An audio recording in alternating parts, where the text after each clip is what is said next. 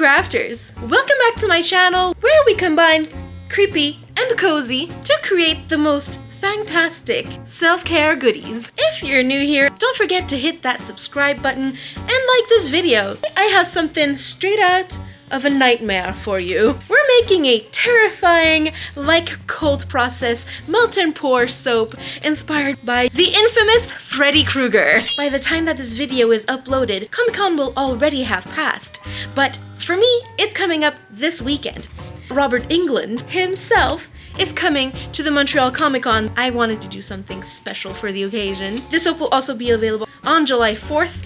If you're lucky enough, there still is some online. So without keeping you here for much too long, let's get to making some nightmarish soap. 1, 2, Freddy's coming for you. 3, 4, never lock. No, wait, never lock your door? Do lock your doors. This is my melt and pour soap base that contains shea butter, mango butter, and cocoa butter. And the reason why I'm using it today is because I need it to be ready by this weekend. I have this incredible, pretty, spicy tomato mica from Mad Micas. And then I have a iron oxide green chrome. And because my spicy tomato might be a little bit too on the copper side, I'm going to add a little bit of voodoo red from Mad Micas, and let's see what it looks like. We will definitely be needing more of that green oxide. I'm gonna add basically all that I have right there into that bucket. Then I'll be adding a little bit of charcoal to this. I always was quite curious to know why they decided to make the Freddy Krueger attire both red and green, which are intrinsically Christmas colors in the eyes of many people. Let's go ahead and mix our red, which will also going to need more pigment because right now it's giving pastel Freddy Krueger. Added just a bit more of that spicy tomato to make it just more pigmented. We do need a little bit of black in here to darken it up, and by black I mean activated charcoal. That is my prime choice for a black because it has skin benefits as well. A tip for melt and pour soap, if you want a darker color, you could always use a clear melt and pour base instead of using a white soap base like I use. There are detergent-free clear melt and pour bases as well. I don't have any clear melt and pour soap base. If I would have, maybe it would have been easier to achieve the colors that we needed for our friend. If you want more information about like cold process melt and pour soap, my last video where I made that watermelon soap has much more information. My goal with these videos on my Spooks and Spanks channel is to create soap to inform people of what goes into their soap bars, ingredient wise, but also labor wise, to share, you know, what I've learned throughout the years about bath and body goodies making. Some people ask me why I choose to do that because they know, and everybody who is in a small business knows how time consuming finding the answers to your own questions can be, how expensive it can also be through trial and error, because the Dark Lord knows how many mistakes I've done to get to where I am today. And my answer to that question is that it's more than just about the process. It's about creating a community and sharing the joy of creating. I'll be right back. I'll be warming them up for like 10 seconds. I'll also be able to integrate more of that activated charcoal little particles that are happening in there. I'll be right back. Warmed them up a little bit. I believe in the power of sharing knowledge. And by doing that, I am sharing the joy of making and maybe making someone happy. I was straight up not having a good time, bro. When I started Spooks and Spanks, making these things with my hands felt incredible, and I don't want to gatekeep a solution to feeling better about yourself, feeling successful. We have 60 ounces that can fit in here, so our layers will be 15 ounces each. We all know how frustrating it can be to fail, and there were many times when I started 5 years ago where I wished I had somebody to talk me through my bouts of self-doubt. So I want to be there for people. I find that sharing my mishaps as well as my successes can help. When I do share my failures and not just my successes, I learn to laugh about them and not just stomp my feet on the ground like a toddler and get depressed for days on end. So it helps you guys, it helps me guys as well. And that way, me sharing my process not only helps us build a stronger community, it also enriches my own experience. Let me wait for this to chill, and then we'll pour our green layer on top of it. I waited maybe like 20-30 minutes for this layer to be solid enough for me to pour the green one, so how about we go ahead and do that. We're gonna spritz the top of this soap just to make sure that our second layer is secured to the previous layer. As I was saying about this whole like building a community, ultimately it is about fostering a supportive and creative community where everybody can thrive. Katie from Royalty Soaps likes to say that we are what, like 8 billion people on the planet now. There is no way that I can create enough soap for all of these people. There is definitely space for everyone to create and to enjoy the process of making some fun bath and body goodies that could have the potential of making you feel better also mentally.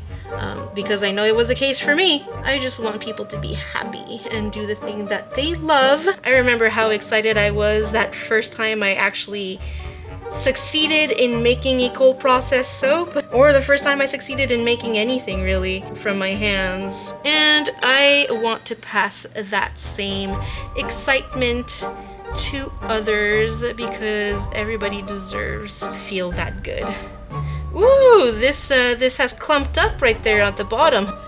15. There we go. That's our second layer. It's in. Spritz the top of this, pop some bubbles, and I'll come back after like another 20-30 minutes to pour our third layer. 20 minutes have passed. This is solidified, and I had to remelt this mixture because it had solidified almost completely as well. But the beauty of a like cold process melt and pour base is that you can melt it and you can melt it. That's why you call it a melt and pour. Spritz this with some rubbing alcohol once again. 15 ounces is what we need. Spritz this so that we pop those bubbles on the top, and I'll come back and pour the final green layer. Back with my final green layer. It's been again around 20. Oh Lord, and I keep forgetting to spray the base with rubbing alcohol so that it can adhere to the previous one. Let me say something about melt and pour soap makers. Because melt and pour isn't really what I usually make, I am more of a cold process soap maker, but we're done with this actually.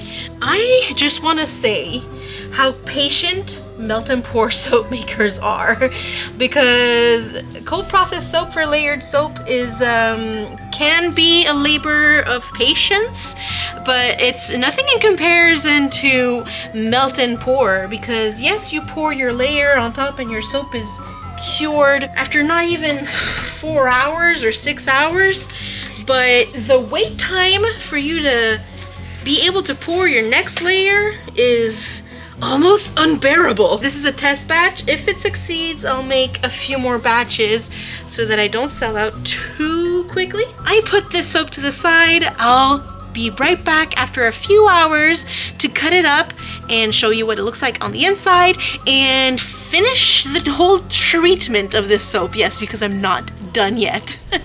See you in a bit. Get ready to unmold the nightmare. I do certainly hope that these layers are nice and straight. Ooh, very nice. Strange a little bit though, how this layer is lighter than this layer. I think over here we got a little bit of a whooply like this, a whooply. But on this side, everything looks okay. How about we cut into this bad boy? I am back with Baby Smurf, and we're gonna cut this soap into bits. This soap is a bit harder to cut into. Come on. It seems like it won't go all the way down to the bottom. So here is the cut bar. I think for next times I'll be sure that both of the red layers are the same color. I think there might have been more charcoal at the bottom of my picture, so it turned this layer darker. I would like it for it to stay in this color right here.